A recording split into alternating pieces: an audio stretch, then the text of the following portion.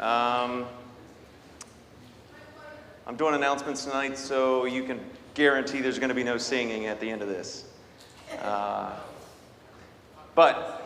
And if you've been here when I've done communion, you'll know that I have a tenuous relationship with the announcements that are sent out, so you're not going to get any of those either, except to say that today's Wednesday. I'm glad you all are here. And I will solicit any prayer requests. And then we'll go straight into class, and you'll get extra class tonight, so good for you all. Any prayer requests? Nothing. Nothing. All right.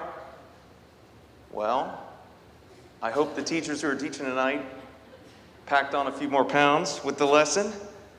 They're getting a few extra minutes, so with that, let's pray, and we'll go to class early. Lord, thank you for another night that we get to be together. I know that Jeff and Maurice and Donna and the family are traveling tonight. Lord, be with the Eastridge family. Anytime we lose someone, but someone that was so close to us, especially someone like a mom, it's hard, and it hurts, and it can be difficult when something like that is so fresh to understand that it's such a good thing that we get to move on from this life, Lord, to a life with you. What an awesome story that you've given us, hope that you've given us, something that the rest of the world doesn't have, Lord. So thank you for that.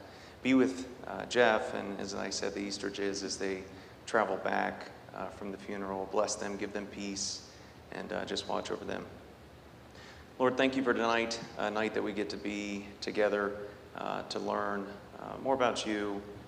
Lord, tonight in class we're going to learn about Paul's imprisonment, and as you read through those stories, Lord, it's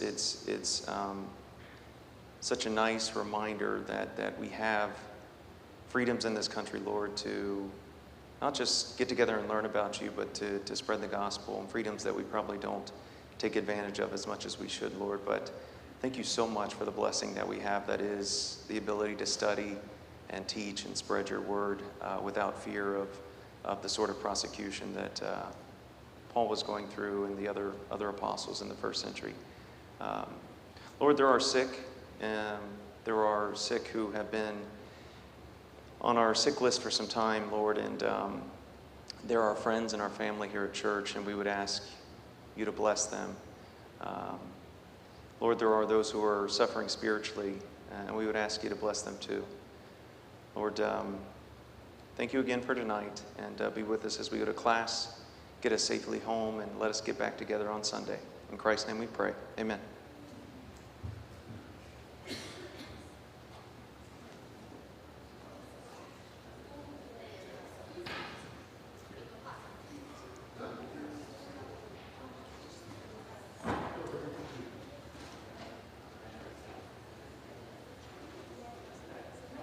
Yeah.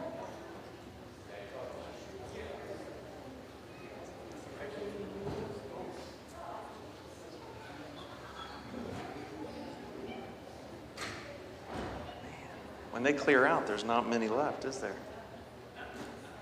I know. It's pretty sparse. How are y'all doing? Jason, how's the summer? Angie? Has it? Very productive. When does when does the school, like, when will you start prepping for the next year? I like it. I like that. It's continuous. For you, it's continuous? Yeah. Yes. Yeah. The kids with Katie homeschooling, they have, did you get it? It should have been. It was hung up on my end for a second, but it should have come through. The kids, they have some flexibility during the year with the homeschool, but then they just keep going through the summer. So they get to travel and do some things with me during the year, but then that means that during the summer they're stuck doing some school and they don't like all that. So. Okay, so Jeff asked me to fill in for him tonight. I understand you all are discussing Colossians, is that right? And it sounds like you've had one class? Two? Okay. So tonight, we're going to talk about Paul's imprisonments. And when Jeff sent me that topic, I was uncertain how it tied into a study of Colossians, but it seems like maybe he's laying the background for a deeper discussion that you're going to have as you delve into the book. So let's start with the question of when you hear the word imprisonment, because not all of Paul's imprisonments are the same. Not all imprisonments are the same now, but when you hear the word imprisonment, what does it mean to you?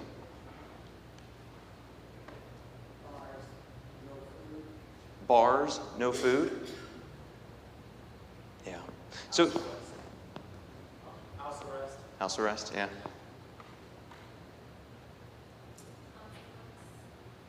Consequence or justice? So in the law, the word, I mean, we have the Fourth Amendment, right? So there is the question of arrest or imprisonment is a legal term that we deal with a lot. And it's blurry, but it really comes down to the idea of somebody taking away your liberty. And imprisonment can be anything from a detainer, which is an officer telling you that you're not at freedom to move, like you sit down here on the sidewalk. That would be, in some situations, what we refer to as an arrest, because your liberty, your freedom to move is gone.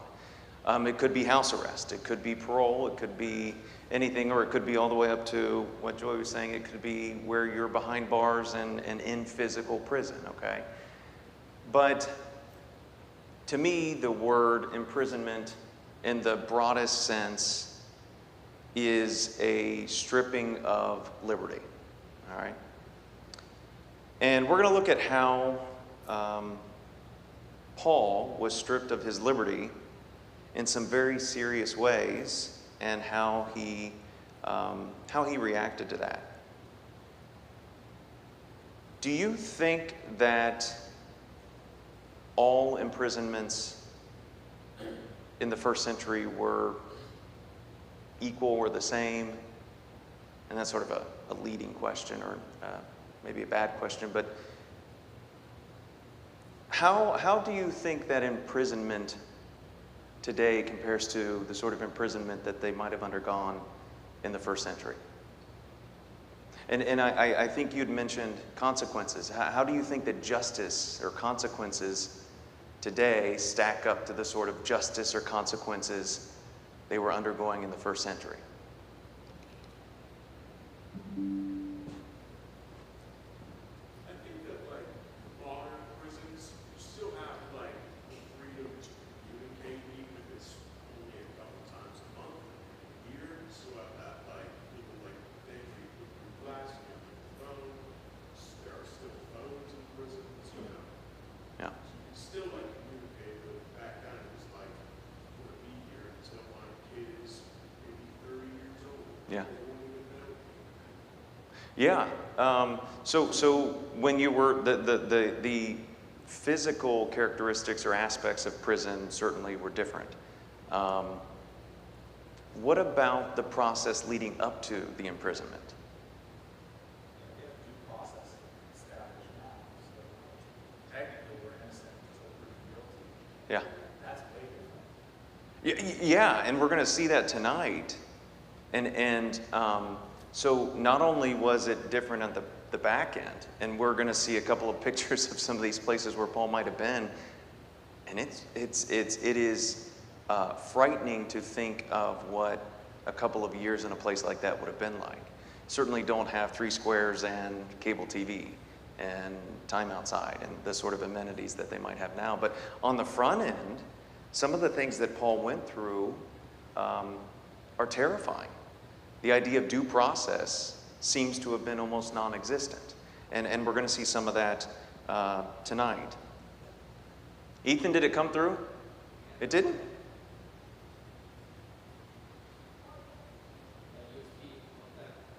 Say that again? Yeah, we can do that.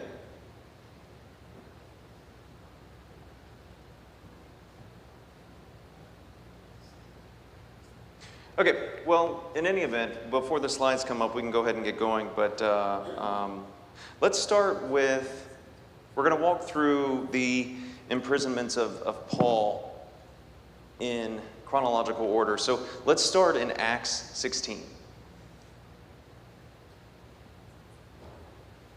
And in particular, we're going to start at Acts 16:16.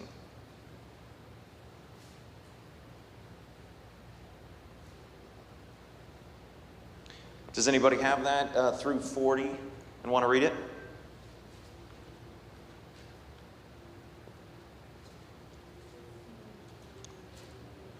Through 40, yep.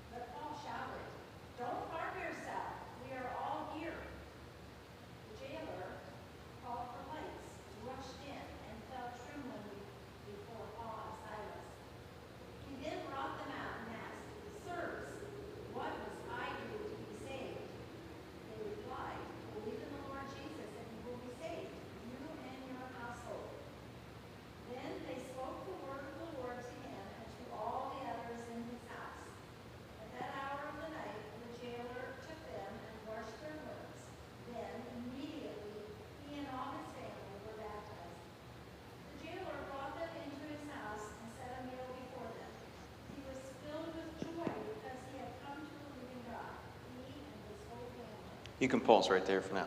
Okay, so a couple of things. So let's start out with, going back to the due process issue. Why were Paul and Silas arrested? Why were they imprisoned? And causing an uproar. And what was the impetus for this uproar? Right, there was this girl who could see the future. They cost them money. They took away their livelihood, right? In the Old Testament, remember, it talks about, now this was with an ox, but if you kill somebody's ox, then it's a sin. And I forget what the punishment would have been, but you take away somebody's livelihood, and that's a problem. Now, what I find neat about this is, does it say that this young girl could tell the future, and she was only right about 10% of the time, so she really didn't make a whole lot of money? What does it say? She made a lot of money for her owner. So the people in the community clearly believed that this girl could see the future. And when she started to follow Paul and Silas around and say that these guys are from the one true God, did anybody believe her?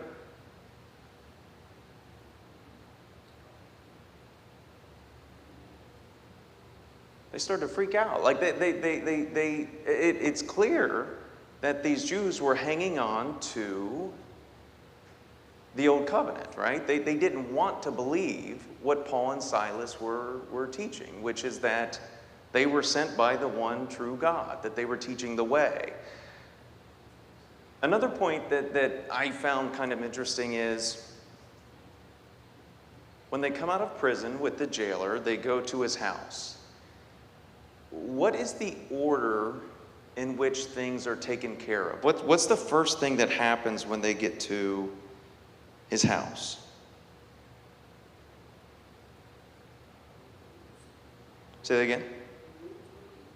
Well, before that, what is he doing? What do Paul and Silas first do? They talk to him about Christ, right? They talk to him about the way, and then he does what? He tends to their wounds, and then he gives them some food.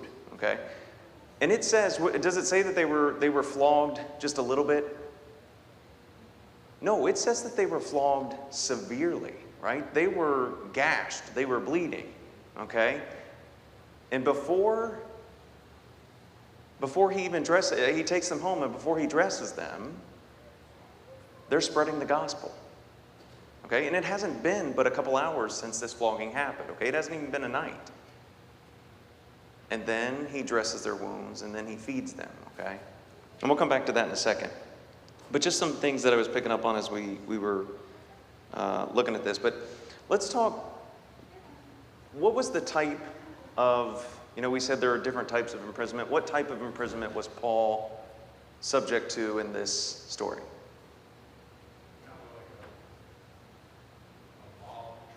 Yeah. Was there any sense of due process in this? He does.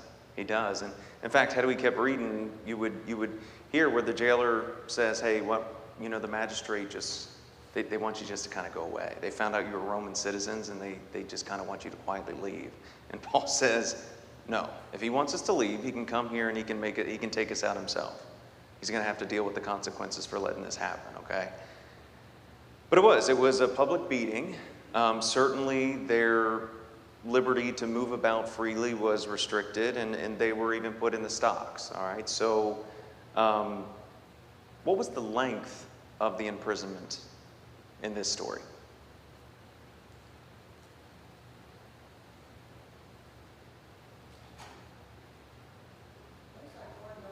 It was just like, it was really about one night. I mean, it really wasn't even quite a night. It says at midnight there was an earthquake, and everybody's chains dropped off as a result of the earthquake, and the doors opened. So, it was a handful of hours. It wasn't even quite a day.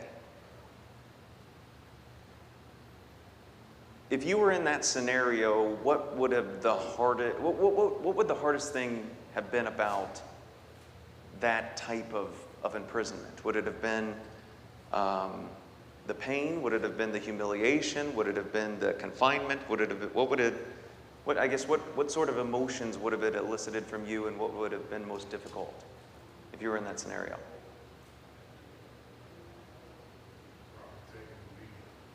Yeah. Yeah, I do not enjoy being humiliated at all, but I can't even imagine the sort of pain that they endured. But how did they handle that differently than the rest of us might if we were in that situation? What does verse 25 say? It says that about midnight, and keep in mind, again, this is just a few hours after they've been flogged, and it says severely. What are they doing at midnight? Praying and singing hymns. And if you were here during announcements, I told you that because I was doing announcements, there would be no song, and it's because I hate my own voice. Somebody at this church heard me say that once and said, if God needed you to sound a particular way to sing to him, he would have made us all sound that particular way. I can't imagine that Paul and Silas were like amazing singers, right?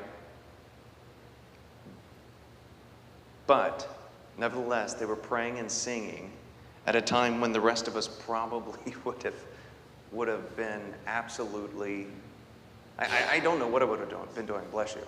But I certainly don't think I would have been praying and singing.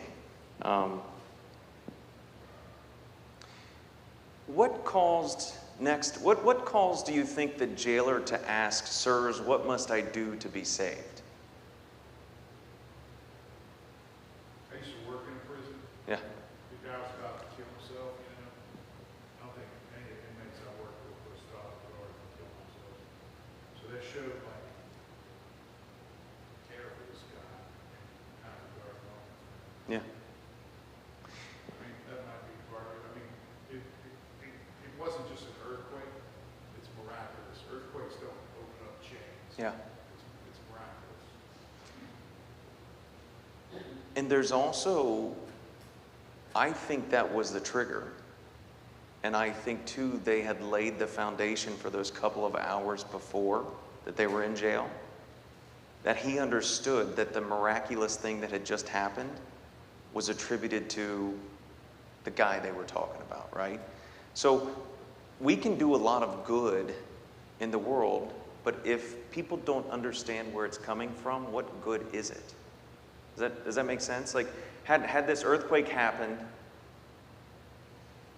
and they stopped him from killing himself without ever laying that foundation of Christ, do you think he would have asked, "Sirs, what must I do to be saved?" Or would he have just said something like, "Sirs, why didn't you guys leave?"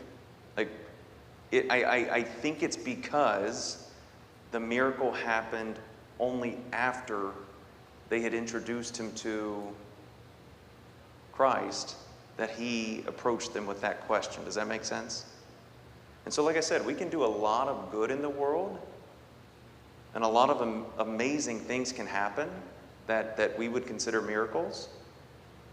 But unless the people who experience the good in those miracles can attribute it to Christ, it's kind of wasted for that purpose. Does that make sense?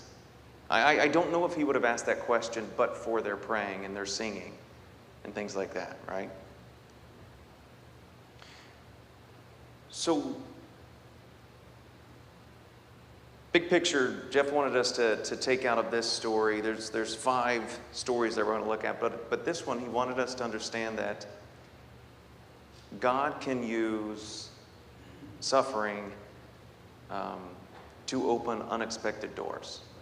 So he can use some hardships, some amazing hardships, to cause some of the most amazing good. All right? Any thoughts on that story? I know we've got quite a bit to get through. Oh, so this would have maybe been some. This was in Philippi, a picture of a prison that they've unearthed. And Ethan, do you care to move on to you up there? Yeah, go ahead and move on to the next slide, please. Okay, so let's move on to the next imprisonment. Let's go to Acts 21.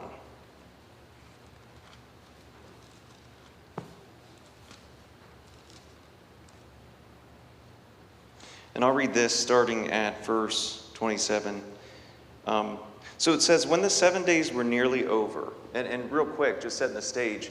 So the 7 days that are being referred to here, Paul came to Jerusalem to visit James and some of the elders.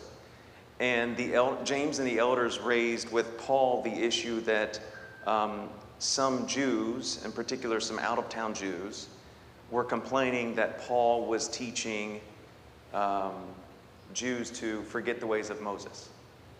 And they said, look, let's fix that situation, go through an Old Testament ritual purification with these men in the temple to show that you're not telling them to put away, you're not distancing yourself from Moses, okay? So he goes through this purification process with these men. And then for 7 days, he has to wait until the purification period is over.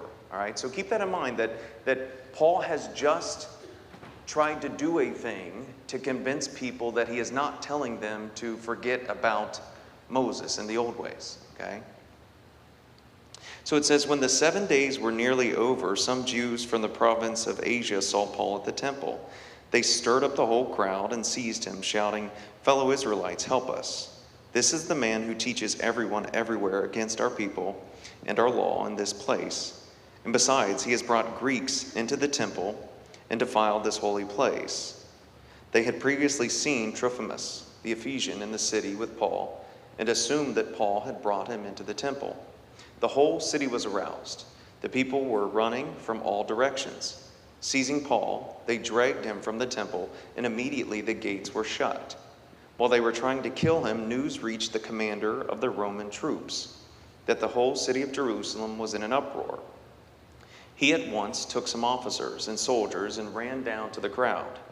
When the rioters saw the commander and his soldiers, they stopped beating Paul. The commander came up and arrested him and ordered him to be bound with 2 chains. Then he asked who he was and what he had done. Some in the crowd shouted one thing and some another, and since the commander could not get at the truth because of the uproar, he ordered that Paul be taken into the barracks. When Paul reached the steps, the violence of the mob was so great that he had to be carried by the soldiers. The crowd that followed kept shouting, "Get rid of him." So in this scenario, in this story, what was the cause of Paul's arrest? Why was Paul arrested? We saw in the first story that it was because they healed a fortune teller girl and took away the livelihood of this family. Why in this scenario is Paul arrested?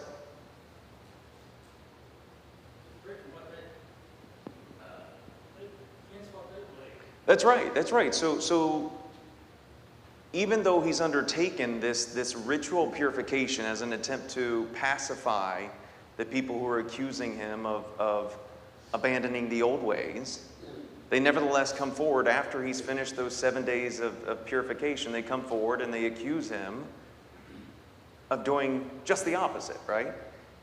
And so they bring false accusations against him. And what sort of due process was he entitled to in this scenario? Much at all? No, it is mob rule. And they just, again, start beating him. That is, in my definition, a loss of liberty. It's an imprisonment, an arrest. But then who shows up? Who's the hero in this story? Who shows up and saves Paul? There's a Roman commander.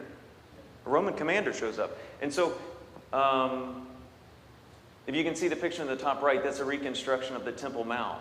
And off to the right side, there's a fortress, and it's called the Antonia Fortress. And it's where Roman soldiers were barracked. And they would look down at the Temple Mount. And so this certainly would have been where the commander would have seen the beating of Paul happening or heard word of it, and bring men out to stop the fight. So this commander ends up being the sort of hero in this story, but does he set Paul free? What does he do? He puts him in chains. He arrests him. So Paul goes from being beaten to being saved by virtue of being arrested, and he's taken into the barracks. Why would God have let that happen?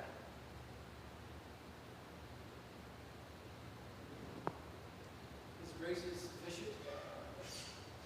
Yeah, no. You know what's kind of interesting, Josh? You say that. God has an amazing plan. And what is so neat about Paul is not just the way in which he changed his theology, that part of his life, but the fact that he was a Roman, that he could pull out that card. We're going to see consistently through all of these stories that gets him on to the next story. Him being a Roman is what sort of continuously saves him until God is finished with his story. It's kind of cool. So in any event, he is brought to the barracks and he is saved from the crowd. And he's kept in the barracks for just a few days. Now, have you ever, so I would, if you would have asked me before reading further on who might be the hero in the story, a Roman commander would have been one of my last guesses, right? Have you ever witnessed God use someone or something unexpected to do something good or amazing?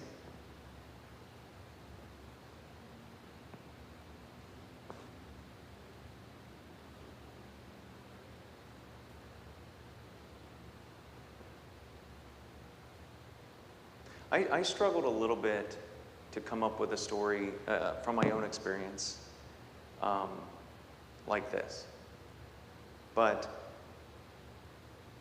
I think that what I took from this idea is the idea that God, or this story is the idea that, again, God can use unexpected things to do good and amazing things. And we have to be open to the idea that the way we see things playing out, or the way that we see things happening, is not always for the good. And a lot of things have happened in my life that didn't pan out the way that I wanted them to, right? And I've got to rely on the fact that just because I didn't expect things to happen in a certain way, I didn't expect my mom to die when I was 32 years old. But I've got to rely on the fact that that's for some good. Okay, that was totally unexpected. I'm still waiting to see how that all plays out, but I've got to rely on the fact that the same God who did that is the same one who did this. Okay, and there's some comfort in that idea. Lastly, would it have been a better story had somebody swept in and just rescued Paul and taken him away? Why arrested versus rescued? He had the opportunity to speak to the crowd, but would leave it alone. Instead, it's being taken away. Precisely. And as you, like I said, as you see these stories start to stack up, there is no way that this was happening by coincidence. So with that, let's move on to the next imprisonment. Okay, so let's go to Acts 23. But we're not going to read this. I'm just going to sum up what happens here at a very high level. So based on the accusations that these Jews are making against Paul, they want him to go before the Sanhedrin, okay? And there are 40 men who make an oath not to eat, bless you, eat or drink anything until they kill Paul. And they go to the Sanhedrin and they say, okay, look, ask for Paul to come before the Sanhedrin to explain himself, to give you more facts. And on the way here, we're going to jump him and we're going to kill him. Paul's nephew gets wind of this story and he goes into the barracks. And he tells Paul, and Paul tells him to go tell the centurion, the commander. And the nephew tells the commander the story. So the commander says, hey, look, we're going to move you at night. And he gathers all these men, and it's an amazing number of men. It's 200 soldiers, 70 horsemen, and 200 spearmen. And they are going to transport Paul at night from the barracks to Caesarea. And that happens, and they send Paul to Governor Felix. And he goes to stay with Governor Felix, and Felix, it's kind of neat because there are going to be 3 politicians in this story that Paul deals with, and Felix is the first, okay? And Felix seems to have some familiarity with Jewish customs, but not a whole lot, okay? So Paul goes to trial before Felix, and there's a lawyer for the Jews that comes forward, and his name is Tertullus. All right. Seems like a good lawyer. I read his argument. It's decent. Like, he starts by buttering up Felix. He's like, Felix, look, you've been an amazing ruler. You're good looking. You smell nice. And then he goes on, right? He's a pretty good lawyer, right? And then Paul stands up and Paul tells his side of the story, and Paul makes his argument. And at the end of it, Felix really doesn't know what to do. Because Felix says, look, he's a Roman. I don't see where he's really done anything against Roman law. The dispute that you're having really is about religion. So Felix does what every good politician does when they have a difficult issue. They kick the can. And for 2 years, Paul sits in Herod's palace in Caesarea. And nothing happens. He's imprisoned in this palace. He's essentially under house arrest, right? He's in prison. Felix, after 2 years, leaves.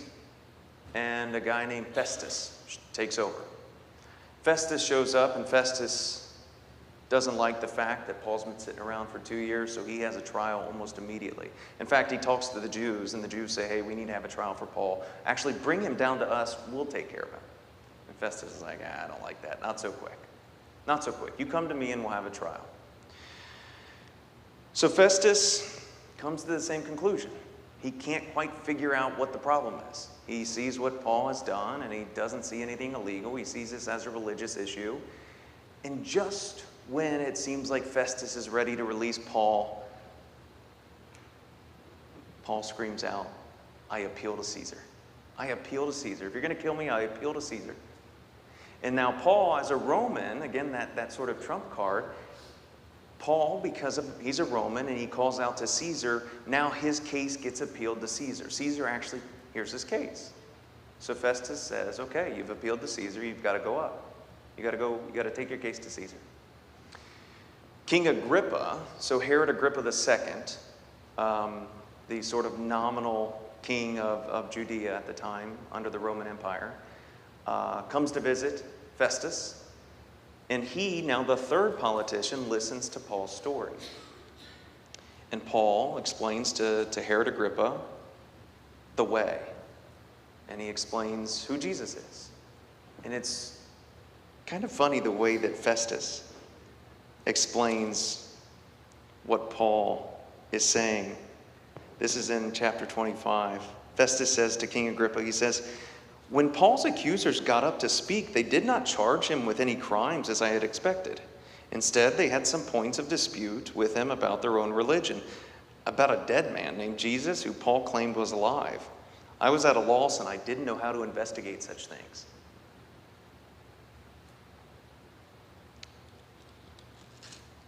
Agrippa hears the same story. Agrippa comes to the conclusion that had Paul not appealed to Caesar, he should have been released. But nevertheless, because Paul has appealed to Caesar, he's got to be sent to Rome. Okay. So for 2 years, Paul is imprisoned at Herod's palace.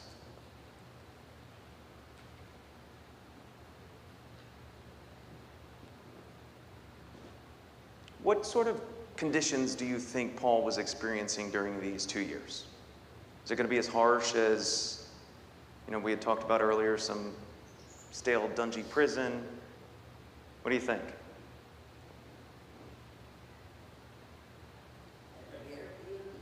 It's like an Airbnb. Yeah. What's that? It's an Airbnb, a comfy bed with a looming depression on the horizon. Yeah. It certainly is an imprisonment, like I said, in my definition of the term, that a loss of liberty. Okay, he wasn't allowed to leave.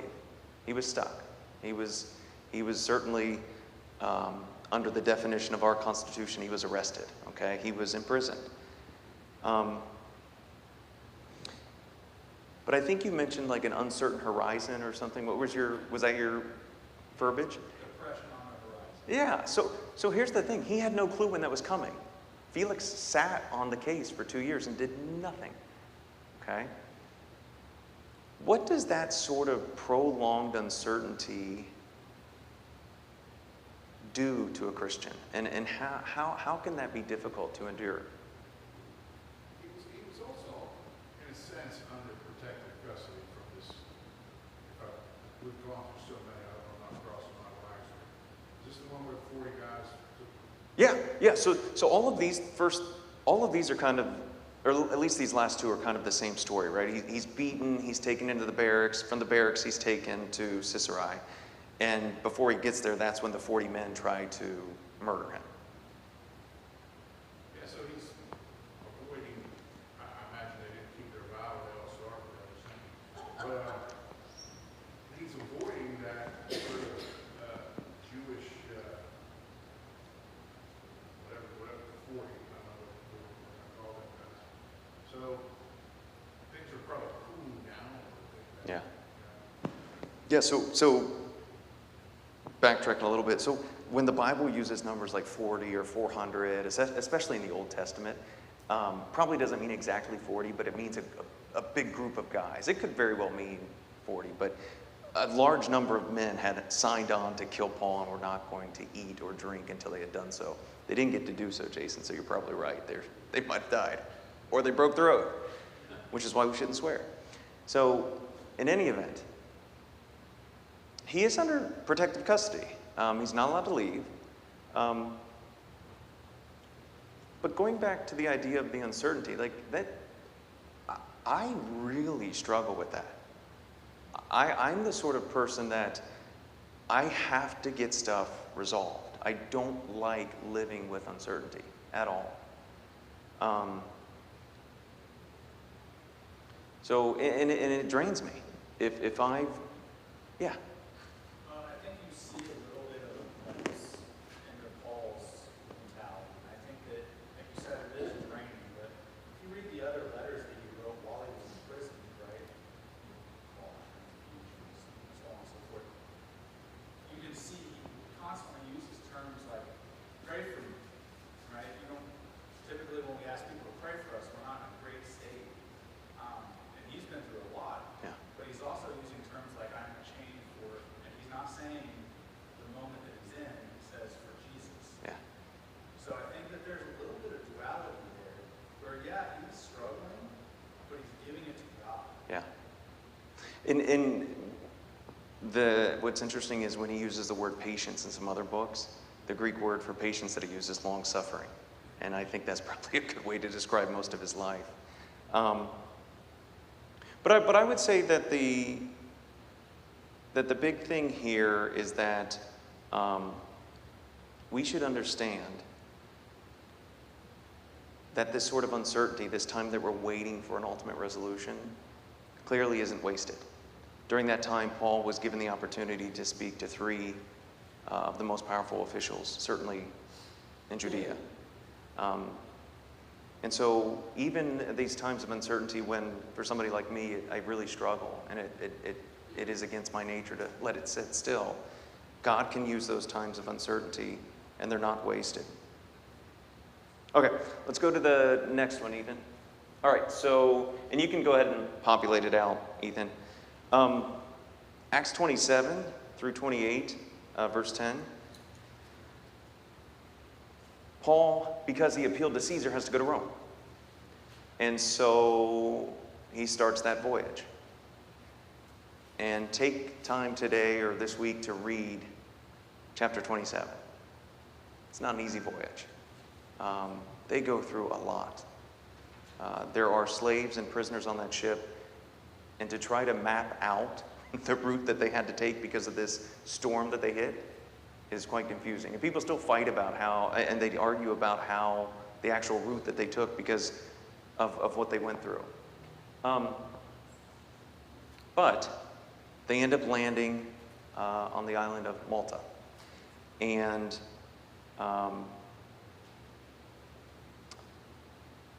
Paul is stuck on Malta for a few months between the voyage on the ship and being stuck on the island is a couple months. A couple of cool stories happened on the island of Malta. Paul is gathering up sticks, and a viper comes out of these sticks, and it bites Paul's arm. And the men of the island see this viper bite Paul, and they think that Paul must be a murderer. This guy was just marooned on a ship. He shows up, he's picking up sticks, and now he's bit by a viper, poisonous viper. Surely God hates him, he must be a murderer. Paul throws the viper into the fire, and nothing happens to him. And then the men of the island think that he's God. The ruler of the island is a child that's sick. And he grabs Paul, and Paul goes and he heals the child. And not only does he heal the child, but he heals a bunch of other people who are sick on the island. And so Paul then again uses this opportunity when things were so bleak to do some amazing good for God. Now, Paul was doing, this is the fourth story in a row where Paul is doing precisely what God wants him to do. He's being obedient to God. At this point, are you starting, if you're Paul, to reconsider this obedience? You've got to be thinking, like, I'm doing all of this. Now you've marooned me. I've been bitten by a viper. At what point does my obedience start to pay off? And do we as Christians sometimes assume that if we act a particular way consistent with what we view as what God wants us to be doing, that we should get the thing, or the thing should happen to us? Or do we sort of have this mentality where our obedience means we are deserving of God's blessings? When the kids complain about what is fair, like things being fair to them, I say, well, what's fair? What is fair in this situation? And they'll explain it to me. Okay, good. Who told you were going to get that? And the answer usually is no, because nobody promises fairness or blessings. Okay? Right? For our obedience, if we act a certain way, okay? But do we fall into that trap? I think I do.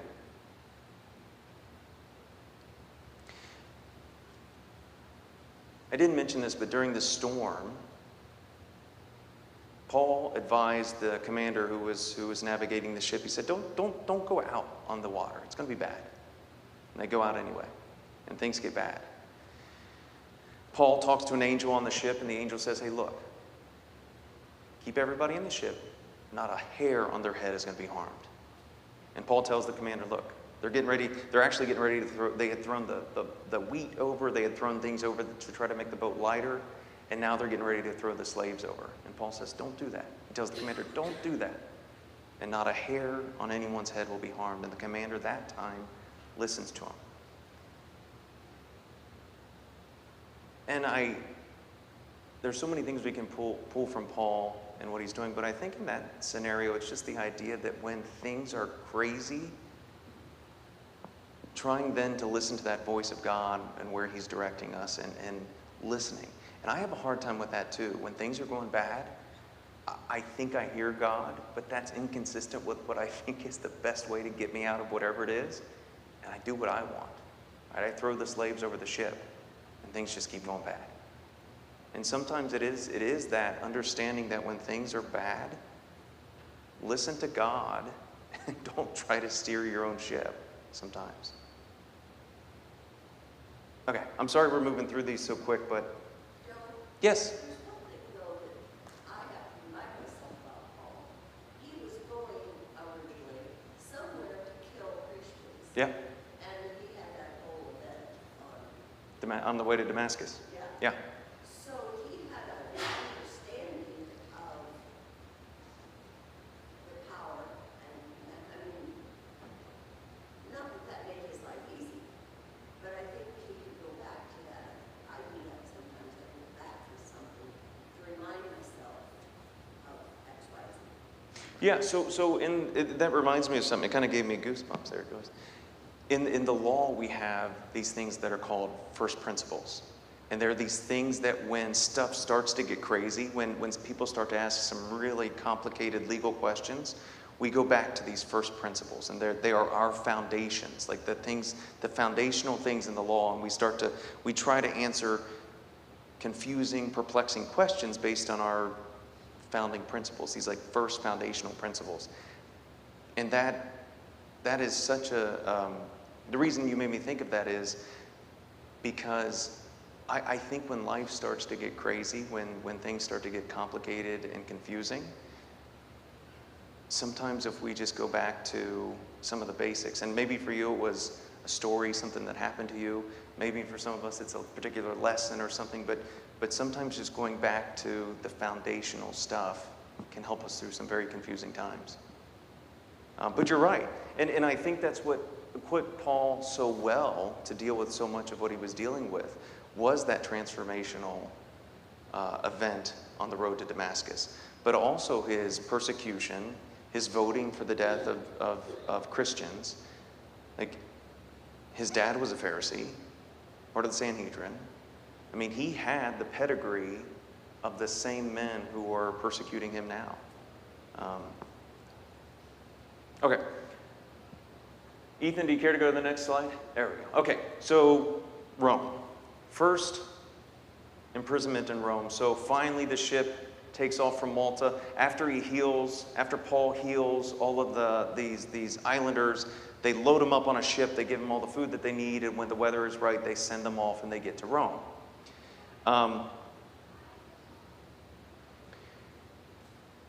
This is, I'm just going to skip ahead, but this is where Paul's imprisoned when he writes Colossians, okay?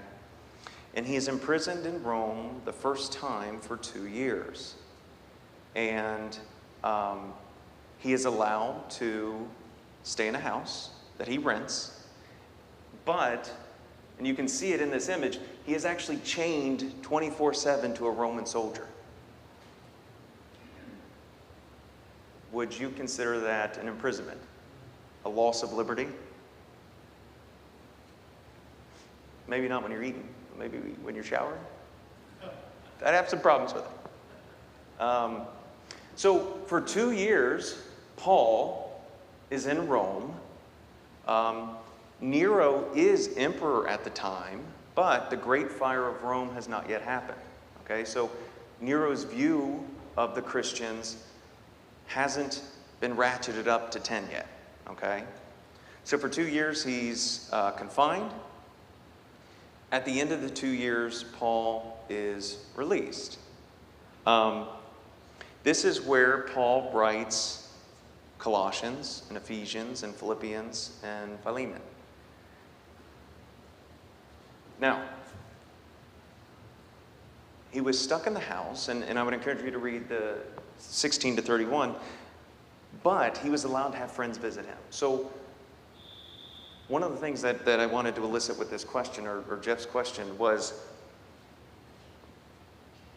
Paul was no longer allowed to visit Ephesus, and he wasn't allowed to visit the different churches that he had seeded, that he had planted, okay?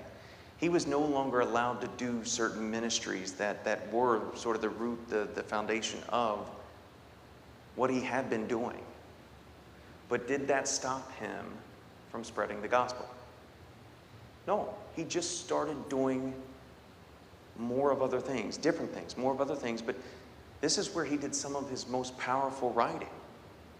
Some of the books that make up some of the most foundational things that we believe in. Colossians, the idea that God is supreme, that Christ, that is a book that forms so much of what we believe in the Church of Christ. So even though he was imprisoned, even though he couldn't do the sorts of things that he had been doing, Paul did not let that stop him. Do you think that we would have those books of the Bible had this not happened to Paul?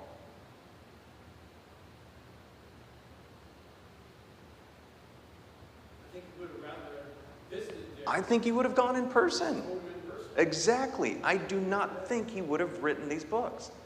I think he would have gone and just delivered the message himself. And we need to move a little quick, but after this first imprisonment, he's released. And there's a second imprisonment in Rome. Ethan, you can go ahead and populate the next slide. I'll just say there's some debate on, maybe slight debate on whether there were 2 imprisonments in Rome or just 1. I think that consensus is that there were 2. The tone of the second imprisonment, which is talked about in 2 Timothy, is much different. Whereas with the first imprisonment, Paul had friends who visited. He was handing out letters to messengers to deliver to these different churches.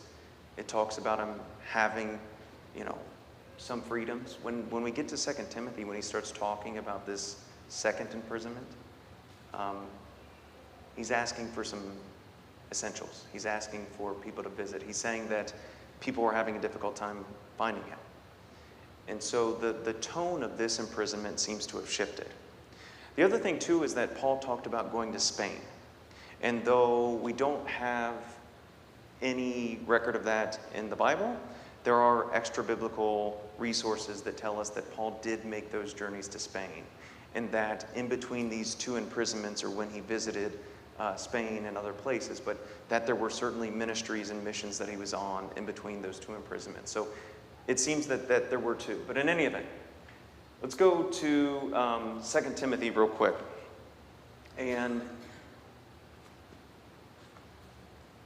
I just want to say a couple things.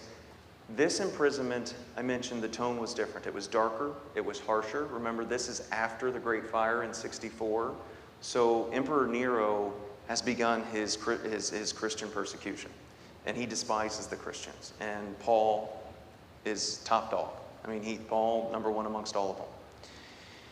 And so these are the last few months of Paul's life. Does somebody have 1 Timothy 16, 1, 16, 17, and then somebody else 4, 9? Go ahead. May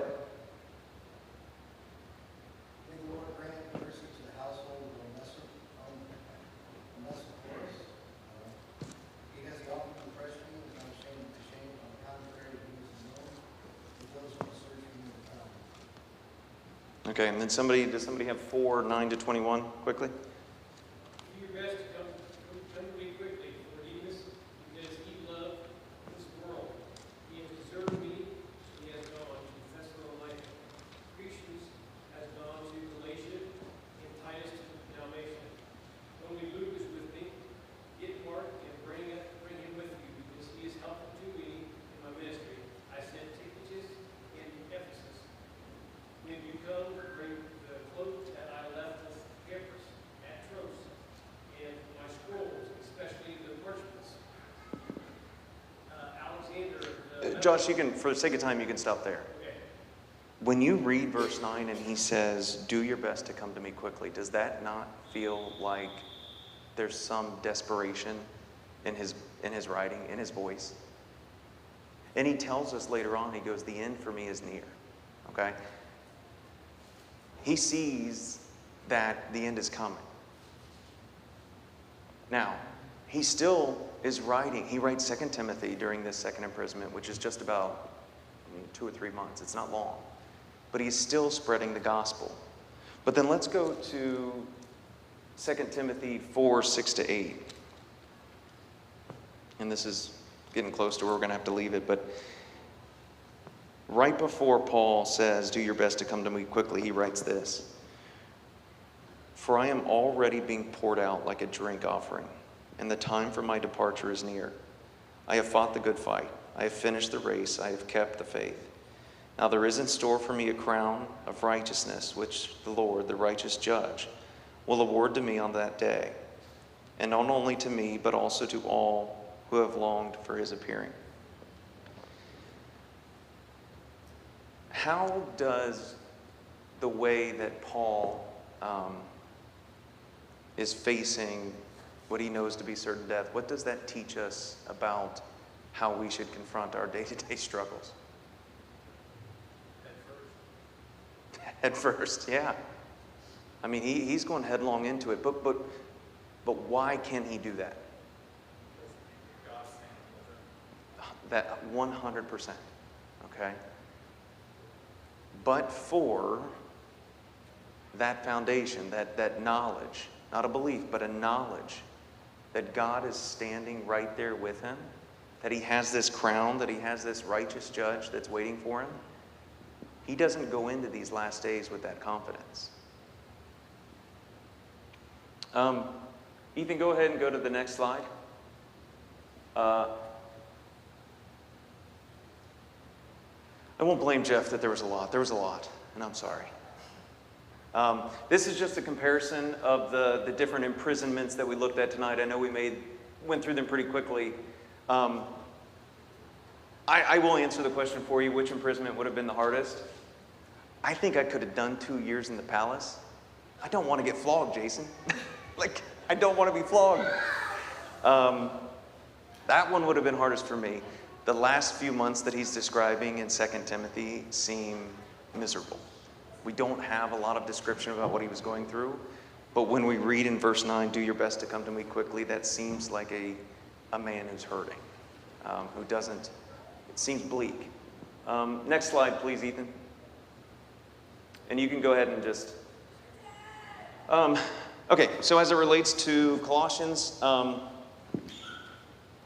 as I mentioned, Colossians was written during Paul's first imprisonment in Rome. And we know that he talks about being in chains. We know that when he was in Rome, as I said, he was chained to a Roman soldier 24/7. Some of the same books that were written by Paul during that time mention the same cast of characters that he talks about in Colossians. And Tychicus delivered both Colossians and Ephesians.